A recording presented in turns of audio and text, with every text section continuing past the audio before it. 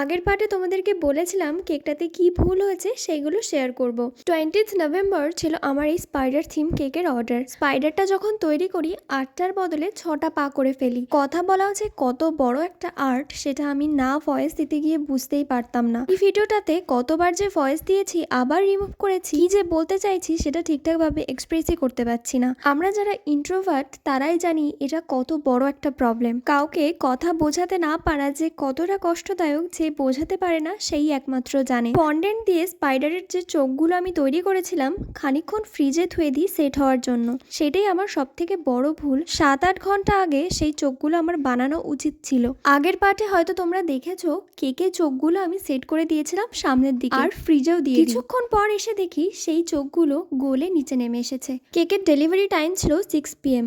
তাড়াতাড়ি আমি বিষয়টা কাস্টমারকে জানাই এবং সে এতটাই ভালো আমাকে বলে আমার কোনো অসুবিধা নেই, ডেকোরেশনে কিছু চেঞ্জেস হলে স্পাইডারের চোখগুলো ওপরের দিকে সেট করে দিই এবং কিছু ফক্স বলো অ্যাড করি। তোমরা জানিও তোমাদের